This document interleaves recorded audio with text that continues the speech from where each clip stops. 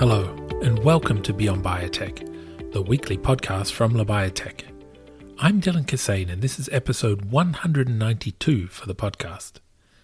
Today, we're exploring the transformative power of AI in biopharma, separating hype from reality and zooming in on the complexities of single-cell omics data.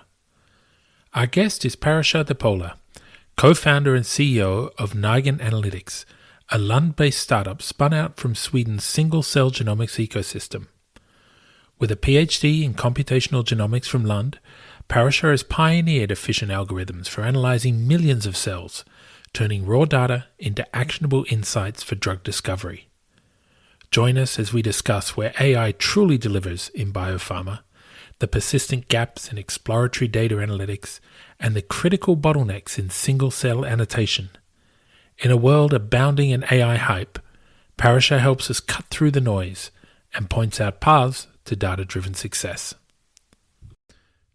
Parashar, welcome to Beyond Biotech. Thanks a lot, Dylan. Thanks for having me. Let's start here. Now, your background is in computational genomics. You did your PhD at Lund University. What were you working on? What was the problem that eventually led you to start the company? Great.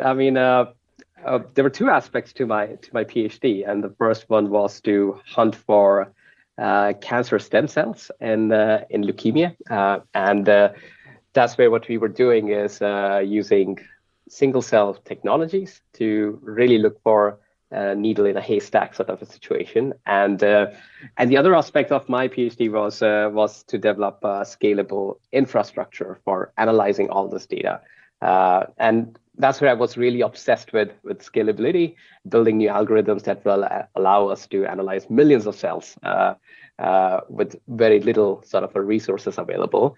And that's where we had a breakthrough in a way that, or one can call it a light bulb moment, where we saw that now with some of the algorithms that we have developed, we could really scale out to millions of cells without requiring a massive high-performance computing system, but essentially be able to do that on your laptop if needed. And one could say that was also what kind of seeded the idea that we potentially now could put all this compute on the cloud, which is very resource efficient, so we can also make it accessible to a lot of other people. And that's where the idea of Nigen also became something of a seed to start on. Nigen, like you say, it spun out of this work that you were doing at Lund. That's really one of the most productive areas in Sweden for new research. Did being embedded in that environment shape what you decided to build in the end? Absolutely. We were very fortunate to be part of the Lund's single cell ecosystem, so to say. So my co-founder, Göran Karlsson, he actually co-founded the single cell facility in Lund, which right now is one of the largest single cell facilities here in Sweden, part of the national infrastructure as well. And that gave us a lot of insights into how people were designing their projects around this technology, where they were sort of having challenges with these technology, both on wet lab and dry lab part, side of the things. And I think for us, it was almost critical that we were, embedded in this ecosystem to be able to have confidence and that insider's insight into what the real problems are in this field. Maybe tell me a little bit more about Nigen and the thesis there. I'm not so much the product pitch, but this real core conviction about what needs to exist but doesn't exist yet. Right. The core thesis is our belief in single cell omics technologies. There's a massive potential especially in drug discovery research, right? Where you're trying to look at identify new drug targets, you're trying to stratify your patients, trying to understand the mechanism of action of a known drug or avoiding off-target effects. So there are multiple applications in drug discovery along the whole value chain. And the resolution that single cell technologies bring has a real potential to make an impact there. But the problem is, again, that going from that massive single cell raw data to something that's actionable, and that's very, very slow. There are a lot of technical bottlenecks along the way.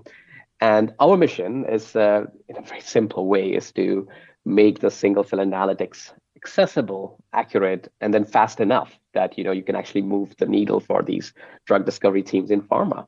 And with that mission, I mean, the way we are approaching that mission, the thesis in terms of technology wise, is that the answer to really make this whole process smooth is to have a combination of computational efficiency, have scalable infrastructure, and then have AI as an orchestration layer to really run this end to end. And we do understand that AI will not replace the science that goes underneath, but it can sort of allow you to test a lot of hypotheses simultaneously. It can allow you to turn over a lot of stones that has previously not been simply tractable to do. Let's talk a little bit about AI. I mean, we have a lot of people on the show who talk about AI and what they're doing. It's received enormous attention. There's a lot of investment in there as well. From where you sit, has it genuinely delivered results that people can point to at this point? Right. What we work with is the high-dimensional molecular data, but I will come back to that in a moment. Where we are, like from a little bit from an outsider's perspective, seeing clear wins. Is first, it's like in regulatory and more clinical space, and this is the space where you need to like file for your protocols. You have to file how you're going to run certain clinical trials, and the nature of these tasks, they are highly constrained. There are legal requirements, and they're just textual information that needs to be organized together in a meaningful way. And this is where large language models, or LLMs, they really thrive. They do a really excellent job and have done that across different industries. And of course, they're doing really, really well here in this space in pharma as well.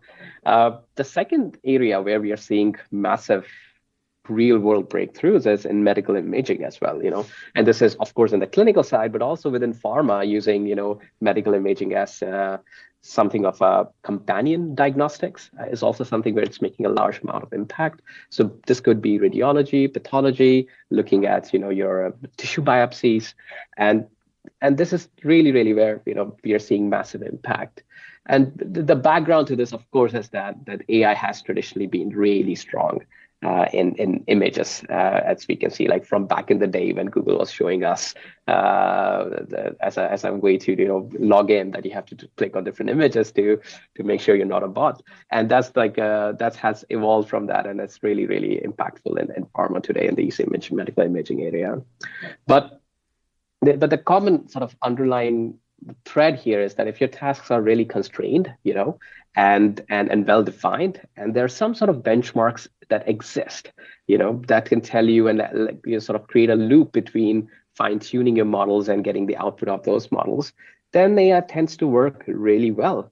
But in cases like us, where we are working with this large scale molecular data, different dimensions, very open-ended questions, you're trying to discover something new, the bar moves a lot, and then it becomes much more difficult to have at least clear wins with AI.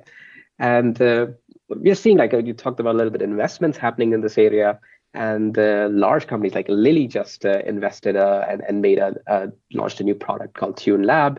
I think they did it in collaboration with NVIDIA, providing a lot of this massive GPU infrastructure to different biotech partners. And that's a direction we are seeing, where pharma companies sees three different assets. They're seeing, okay, data is valuable, infrastructure is valuable, and then machine learning and AI tools are valuable. How do you bring that all together when there are different parties bringing different side of the puzzle? And how do you make them all play together where you don't risk exposing your data out, or you don't want others to just unlearn from your models? So I think these kind of systems are going to be more and more. We're going to see more and more of that sort of investments in pharma. But of course, Lilly is definitely a leader here, and has taken a lead into and showing a way for the industry to move forward. But the hype is more of a trend in many areas. But of course, in certain areas within pharma, AI has still to deliver a lot of value that it has done in other areas. I guess one of the things that's really interesting to me is that AI is being used in a couple of different ways. There's AI, which is automating things that humans already do, just making it faster, making it quicker, making it easier even, versus using AI to do something that's not possible before. When it comes to drug discovery, what side is the AI on? Where's the line right now? Right. So right now we are seeing, I think, the former that you mentioned, where supercharging the humans is the main concept. We are seeing a lot of emergence of these AI agents that can run autonomous pipelines, that can run your computation. But behind the scenes, they are using existing tools that have already been built out there and just chaining them together. One of the great examples is from Stanford. There's an AI agent called biopharma, which is able to connect together different pipelines and give you really published results, like sort of really polished results that you can like look into. And when you look at those results and you look at what it has done behind the scenes, it's weeks and weeks of work that bioinformaticians would otherwise do is done through these AI agents. The latter, however, where you need to do is AI doing something completely novel or new. That is where we're not seeing a massive amount of advances, at least when it comes to omics data yet. Because the bigger question there is that can LLMs and can AI learn the language of or the grammar of biology? Can it, just by looking at one aspect of the data, can it make this completely extrapolations into the different directions and be really predictive beyond what's the obvious, beyond what is there in the existing data today? And that's where everybody wants to go with these tools in the future, but we are quite far away from that right now. You actually keep mentioning this term scale, and I guess coming along with that, the complexity of scale. If we look at something like single cell omics, that seems to be one of the areas where that challenge is really acute. For people who aren't in the space, for our audience who aren't working closely in the space, what makes this data so different? Right. So for people who are a little bit not that initiated on single cell omics, a simple way to think about the single cell and also to some degree also other kind of omics data analysis is think of it in three phases. So let's call them primary, secondary, and tertiary phase. In the primary phase, what we have is where this massive raw sequencing data, which is in scale of terabytes, that gets processed. You look at, okay, where are these fragments of DNA coming from? Which gene are they coming from? Which cell are they coming from? Because you have tagged those DNA beforehand in your chemistry. So the outcome of the output of the primary phase is a structured think of it as a massive Excel sheet where every column would be a gene and every row would be a cell. And then you can have tens of thousands of columns and thousands to millions of rows. So it's a massive structured table. This is what you feed into your secondary step, which again is about statistical processing. You try to group these rows, these cells into clusters. You try to remove batch effect. And this is where the tooling is most mature. This is where you have tools like Scan by Sura. There's a whole SC-verse ecosystem when we talk about single cell data analysis, where there are tons of tooling to ask specific questions. Interestingly, both these two layers, the primary and secondary layer, pharma views them as quite stable layers right now. This couldn't be said like 5 years from earlier, but today pharma is seeing that, okay, these steps are stable. Some of these steps are also feeding into regulatory submissions already. So that's a massive win for the single cell analytics field. But the tertiary layer is where you need to really bring in your biological interpretation. This is where you so what questions come in. And this is where a research scientist would look at clusters and say, what are these cells? Do these groupings make biological sense? And there's this constant, sometimes, back and forth between secondary and tertiary layer, because a biologist will sit with this this makes no sense for me, goes back to computational biologists and ask them to run the secondary step again with some parameter tuning, turning the knobs and trying different things. And this is where the process of iteration is where we are seeing quite a major bottleneck today, and inefficiency in the pipelines. But for people who are sort of new to this, they can think about it as primary, secondary, tertiary, and imagine that it could go from more and more sort of hardcore processing to more biological interpretation along the way across these phases. And if top pharma's getting involved here, there must be a business motive there somewhere. Is this market growing?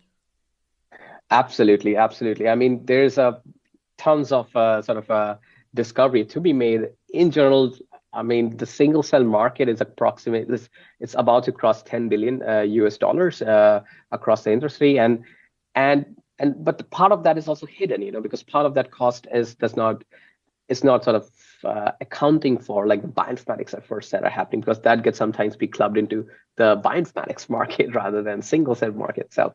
So the market could be much larger. It's growing enormously. There are a lot of companies that are building new chemistries, new tools to be able to like get more information. And that's all is because there's so much more biology to be mined out of the using these tools. So there's definitely massive interest in pharma and a growing market there. You mentioned this sort of back and forth between the computational analysis and the interpretation by the biologists there. Can you describe what this actually looks like in practice? Right. So let's say if everybody could visualize this a little bit with me, like let's say you have a cluster of similar cells, and imagine like a huge blob of like of dots in your head, and then there's another blob next to it. So the first question would be, okay, what is this blob of cells? What's the biological entity? I can see there are this gene is really active in this, and this other gene, and then 100 other genes are really active. What does it mean? What does it like come down to? And there's this process in the tertiary step, which is called annotation, which where you say, oh, actually, cluster one here, this big blob of cells is B cells, and the cluster two over there, that's T cells. But then you see, and you zoom into cluster two a little bit, then you can see probably cluster two has 2A, 2B, 2C, and a little bit more subclusters. And then you would be asking, okay, then there are probably different kind of T cells. Are there killer T cells there, or regulatory T cells, or memory T cells there? Do these T cells have any firepower, or are they exhausted T cells? So these kind of questions you start asking, and that's when you would go and say, hey, this cluster two, can you go back and maybe make these subclusters more obvious and discriminate between them, like make them, this blob can become separate into islands almost. And that's where you go back to a computational biologist and ask them to build more resolution into their analysis and move those parameters and knobs a little bit more. And that is where a lot of this back and forth will happen. And because you're trying to add resolution from what a biologist needs to see in the data, what's meaningful for them. And let's sort of contextualize a little bit more. Let's say you're working on T cells. Let's say one thing that's big in pharma right now, cell therapy, especially immunotherapy. We're trying to take T cells from the patients, putting them back into the patients after you have modified those T cells to work against cancer. But for that to work, your T cells must have some firepower in them. They should not be exhausted. And then you need to see those signals in single cell data. That, hey, do these T cells that I'm seeing this big blob, are most of them active T cells, or are they like exhausted T cells? And you need your biology, your secondary pipeline to be able to give you enough resolution to be able to ask that question. So this is the kind of things, you go back to the genes that are active in each cluster, look at which genes are marker genes, look at pathways, look at biological function, and based on that, you can sort of come up with a definition of those cells, and that will feed your interpretation of that data. So that's what the back and forth would look like, and ultimately feed into in this case, for example, the cell therapy program. Should we proceed and actually do something about these T cells for this patient, or this patient is not a good candidate for this therapy? And then that can have, almost a cascading effect downstream. But I think there's an issue there in that you said that the data needs to be annotated, all of the cell data needs to be annotated. What if we get that wrong? What if the annotation is not the right one? Yeah, that can be catastrophic, to put it in simple terms, because annotation is the step where you're connecting your statistical analysis to something that's biologically meaningful. And getting it wrong can have, as I said, like catastrophic problems. But the problem is that people can, and even like most graduate level immunologists can tell you that, okay, this is a T cell and this is a B cell by just looking at a few genes. But as you go deeper and deeper, because just saying something a T cell in this case is not that interesting, you really need to say which kind of T cell. And you also need to say, if we leave these T cells in a patient, will these T cells live or die? Will these T cells be effective against cancer? So you keep adding these layers of nuances. And then comes a point that even a very well-trained immunologist cannot, as a person, cannot do that prediction so well. That's where you need these AI tools to really answer those questions. And they can get this wrong. And if they do, then that can be a massive problem, because you're going to make a lot of investments down the line. You're going to make a product for that patient based on their T cells, put them back into the patients, and they will be getting this therapy in lieu of other therapies. So it could have like a really large consequences for people in that regard. So what we're seeing is that AI has potential to solving these annotation, and then there are risks attached with it. And when people think about AI risks, they naturally think about hallucinations. But we have been thinking a lot about this and looking at like, okay, how do you build good evaluations, controls? How do you make sure that there's you prevent hallucination by adding evidence, by reverse checking all the AI sort of assessments based on what we already know. So we see that hallucinations are largely preventable in these pipelines. But the problem with LLMs, that's the biggest risk, is cherry picking. So if I'm giving an LLM 10 genes to look at, and it makes this assessment based on these 3 genes and just completely ignores the other 7, how do I know it has ignored the other 7? How do I know that it has made its assessment based on all 10? And now you have just multiplied the problem with hundreds of thousands of genes that it might be looking in the data. So that is something that when it's just not making things up, but selectively focusing on something. And that is not so different from how humans work, right? We always don't look at everything from a sort of a 360-degree vision. We also zoom in, zoom out, zoom in, and then we make our assessment. So how do you link that reasoning really, but also make sure it's not like getting fixated into something that's of no value? That's a massive danger, and that is bigger danger than hallucination. And this is where what we are trying to do is like trying to understand, okay, can we stop like the challenge is not to stop AI from lying, but forcing AI to look at all the data, not just a part of it, and build a trace behind it. And that's the engineering problem that needs to be solved when applying AI and for example, to the annotation process. Can you give us a concrete example? When a team brings their data to SiteType, what kind of things are they finding that they weren't finding before? Right. So the most common scenario where pharma companies come to us is that they already have done a pretty high level and sometimes a bit detailed as well annotation of their data, but they haven't really resolved the subtypes or the deep cell states that would actually matter for their program. So let me give you an example of a pharma company that's working with neurodegenerative diseases. So they have single cell data from multiple patient-derived samples and had annotated microglia, and they had several microglia populations, but they couldn't really pinpoint as to which ones would be interesting from their sort of a disease program's objectives perspective. So what SiteType was able to do is it was able to first resolve those microglial populations into distinct activation states, including identifying a disease-associated microglial subpopulation. And we could see through SiteType's output that those subpopulations were really expressing a specific set of inflammatory markers. And that was a big sort of a discovery for that team to be able to discover like what was the specific populations that was interesting for their research work and for their discovery program. The second example is from an immuno-oncological data set where a team was profiling tumor microenvironment. And they had broadly classified their immune cells, specifically T cells, into CD8 positive T cells. And what SiteType was able to do was identify a certain subpopulation that was really enriched in exhaustion signatures. That means those CD8 T cells were not firing anymore. And we could show, because SiteType could then take in all the metadata that was associated with their different samples, and show that exhaustion signal was actually correlating with the specific treatment response that they were looking for.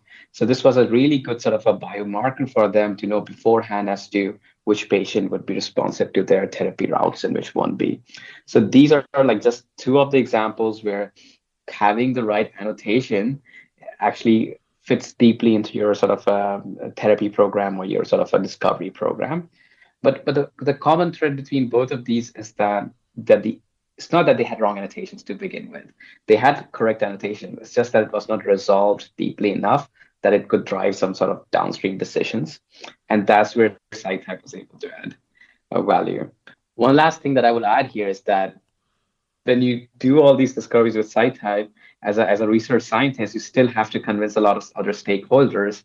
And that's where getting all these, evidence trails that SciType provides is really useful for the teams to build that consensus and like gather around those results and see the reasoning chain of SciType and build confidence in those results. And yeah, I think that's where SciType actually moves the needle the most.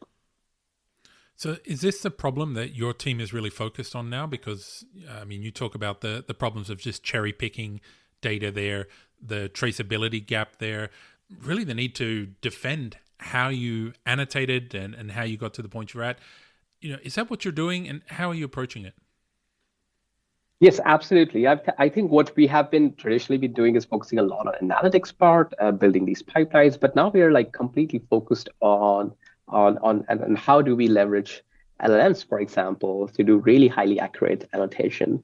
So we published a preprint in last November describing our method that's called SciType. It's some agentic system. That means that we are using LLMs and giving them access to a lot of tools to be able to ask questions. But at the same time, we are, well, in lack of a better word, we are babysitting those LLMs and kind of monitoring their workflows by forcing them to produce a lot of pre-structured data models, hundreds of them along the way. So what these LLMs do is that they look at markers, they check against literature, they validate their results against these references. So they're not just annotating, they're also building evidence trail that we will sort of collate later on along their thinking process. So what it all means is that SciType can look at a single cell data, give you high quality cell type annotation, subtype annotation that's aware of what's happening in that disease, what's happening in that sort of cell model, and then you can see why the system has concluded that here you have exhausted T cells, and you can then say and look at, okay, they are there because it has found these genes and these evidences, and these are 10 other things it looked at and rejected and found a good reasoning as to why it rejected that. So that kind of sort of evidence trail is something that's really, really important to create that transparency into how LLMs are thinking, but also forcing them to look at every aspect of the data deeply. We've had pretty fantastic response to SciType. What we did was also we made it accessible to the academic community, and we have been sort of getting a lot of strong feedback in terms of both how good results people are seeing in single cell and spatial data, and also like some of the people have started like already citing it and in their publications and manuscript submissions, and that has been fantastic to see. Now we are adapting the whole infrastructure of SciType and putting in front of pharma companies so that they can also bring and sort of cite them in their existing workflows as well. And at the core of SciType, of course, we are leveraging LLMs, but the hard engineering problems we are seeing is that how do you run LLMs at scale? How do you give them access to your data at this large scale?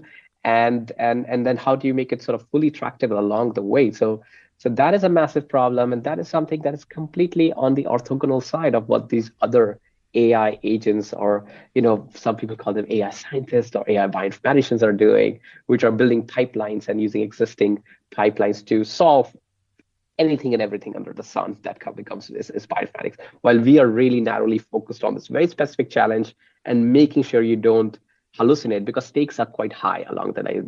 The stakes of hallucinating and cherry picking are quite high. So we are trying to completely turn babysit LLMs and make them work in this direction to a great effect. And I think we believe right now that SciType is potentially the best annotation tool out there, especially when you don't have any reference and you're like have an open-ended question as to what these cells could be. And we continue to build SciType forward and make sure that it continues to remain one of the best annotation tools out there.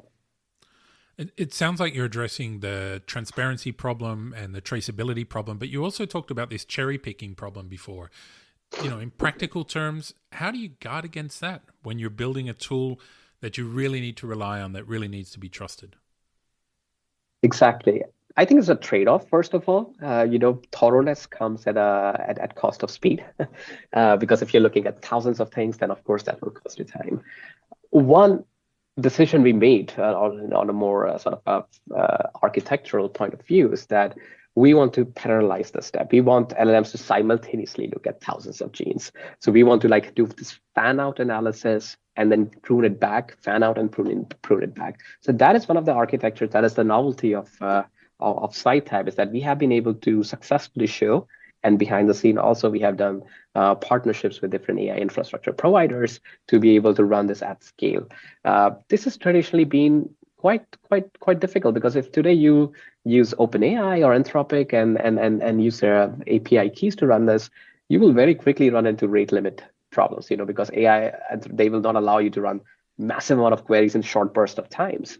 And that means you have to sort of diversify your AI infrastructure, while at the same time making sure there's parity between different models that you're using along the way. So these are, again, as I said, like hard engineering problems that we have been looking to solve. And combination of these allows us to do these fan out analysis, turn over every stone, look at every gene. And that is the core of sort of this anti-cherry picking problem. Trade-off, yes, it makes things a little bit slower. And now we're talking scale of minutes.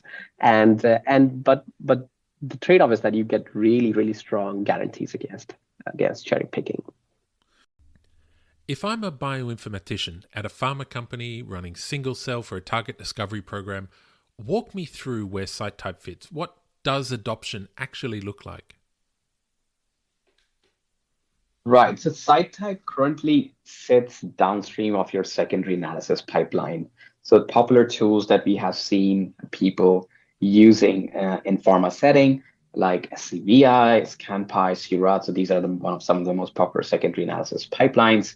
You don't change anything in there. So you keep your QC, normalization, dimensional reduction, clustering, the way you normally do it currently. SciType comes at the end of those steps. So you feed your clustering information and all of those and your normalized data into SciType. And today, for bioinformaticians who are going to use SciType, they have the Python and R packages available via GitHub. So these are the interfaces through which you can use SciType, and they will plug into whatever data objects you currently have in your programming environment. You don't have to worry about any infrastructure to provision or any platform migration. It just integrates with the way you're currently running your pipelines. So what happens next is that once you have submitted your jobs, like the way you want to do annotation to SciType, it will run autonomously.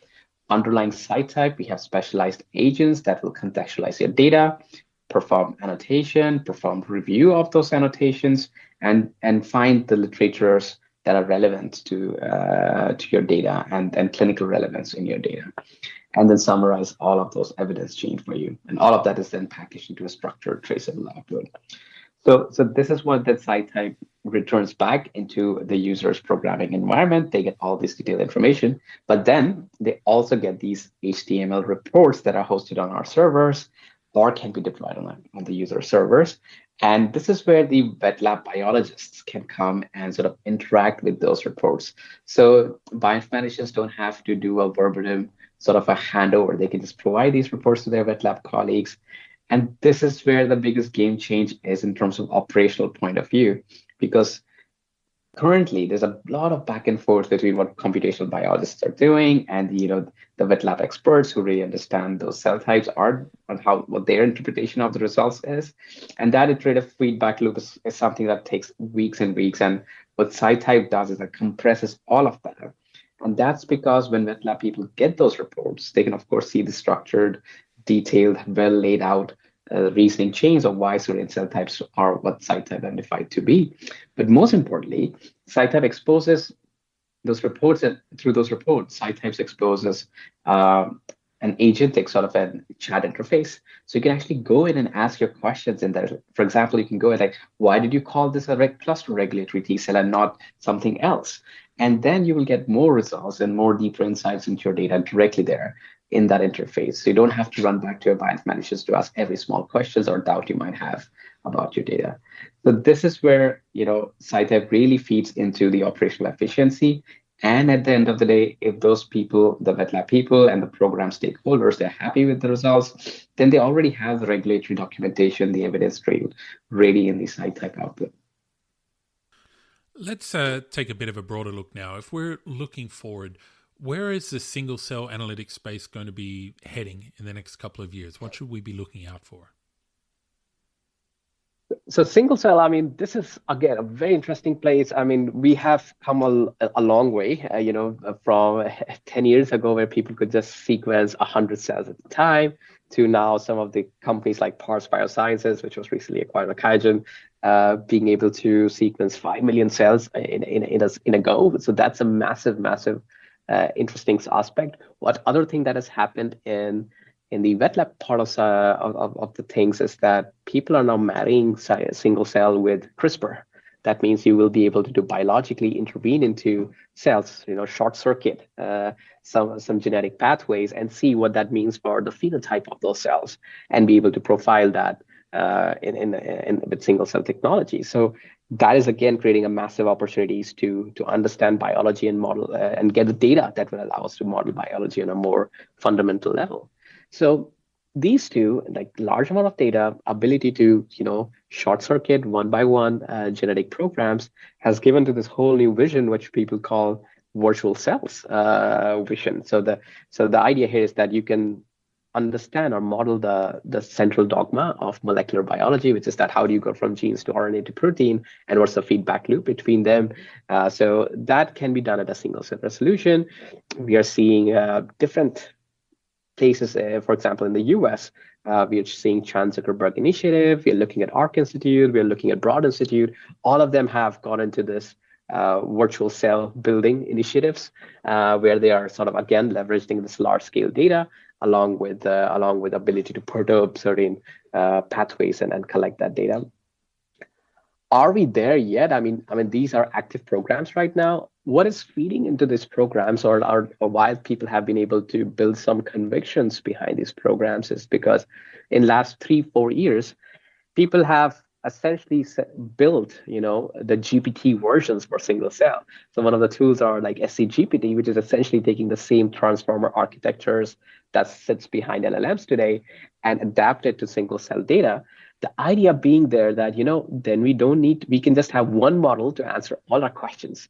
You can answer about, okay, what's the annotation? You can answer what will happen if I perturb these cells. And you can, so the idea here is that these transformers will be able to understand the language of biology the same way these GPT understand human languages so well. But scGPT is a proof of concept, right? I mean, it cannot perform any way better than existing classical machine learning tools. It's still performs quite poorly in benchmark, but it shows you the direction. I mean, that's what also was true for LLMs back in the day, where they could do nothing but predict the next word and nothing more than that. So we are seeing that inkling of that potential in these GPT models as well, but they need a massive amount of data to be able to really extrapolate outside the data they are already trained on. And this is where these virtual cell initiatives, where a lot of such data is being accumulated, is being applied to these models. And then the expectation is that given enough data, these models will have same emergent behaviors as it has happened in LLMs, that they can go beyond just being next word predictors, but they can reason about the data without us having to code that in. How far are we from that vision? It's very hard to say today. These things move really quickly, but I would say we are at least 4 to 5 years before we see actually performance systems. The question would be that how do we actually deploy these models out there? I mean, the biggest critique of scGPT and other models has also been that even a regular lab cannot run these models because they find it very hard to obtain infrastructure and host these models and run these models. So that problem would only accentuate when you train these larger and larger models on larger data. So this is where, like what I mentioned, like federated approaches, like some of the pharma companies are doing, creating these large AI infrastructure would be very helpful. Where Nigen is adding value, and because we are so closely observing this field, is that we are building both the analytics layer, the AI orchestration around it, solving the infrastructure issues, but also absorbing a lot of these models into SciType already to do some steps really, really, really effectively. So I think this is an exciting field, and a lot will unfold in the next 2 to 3 years, and as many of the outcomes of these processes will come. So the promise is there are early technology prototypes that might work, but there's still a long way to go. Before we wrap up, You've talked a lot about annotation accuracy, but does it stop at labeling cells, or does trusted annotation at this resolution unlock something bigger for discovery teams? Right. Annotation is the foundation. It's of course not the destination. It's a means to an end. But getting cell type identity correct at a higher resolution is what makes everything downstream more meaningful. But so if your annotation is wrong or it's very coarse, then your differential expression downstream, your pathway analysis, your target prioritization, they all will be built on a shaky foundation. So once you trust your annotations at subtype or cell state resolution, then several possibilities are unlocked for you downstream. So I will give you like 4 examples here of what can happen when you get your annotations correctly. So first of all, your novel cell type populations become more visible in terms of that you have now a handle on them through right labeling of the cell types and cell states. So in drug discovery program, this can mean that you can find the right cell population that's actually driving the disease progression and that you didn't know existed in your data before. Second is that cell states become distinguishable from cell types. So a cell might be correctly labeled, let's say as a macrophage, right? But is it a pro-inflammatory macrophage or is it a suppressive macrophage? Because that matters a lot. And sometimes you might have some sort of transitional state between the two. What state is your cell in? So that identifying that is really going to be important for your therapeutic intervention, for discovering, sort of a new modalities on how you would target that particular cell states. Third, differential expression, between finely resolved cell subtypes can give you more meaningful insights as to if a target, even though if it's very up or down regulated, is it going to be meaningful for you? Because you need to know if that particular subtype is something that is actionable, is something that is going to give you safe results downstream. So that's where also, having up and down regulated genes is not enough. You need to have them in the right context as well. That's where the annotation feeds in as well. The fourth is the reproducibility across data sets.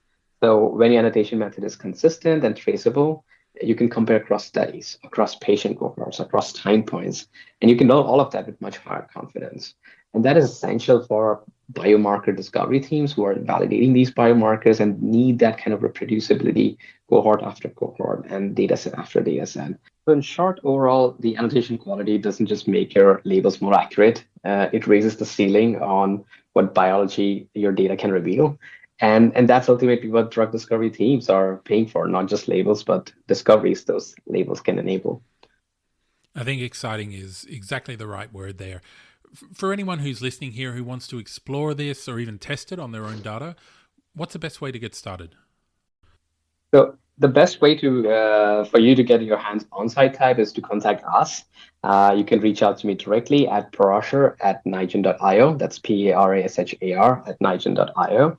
And what we will do is no matter which program you're working with, it could be immuno-oncology, neurodegeneration, or cell therapy program, we will show how CyType can deliver program-specific results for you on your data. So do reach out to us and we will do a tailored walkthrough for you.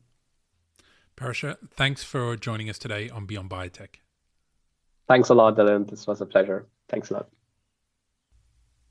That's it for this episode. Don't forget to check out all the latest news and analysis at Labiotech.eu. I hope wherever you are in the world, you have a great week ahead.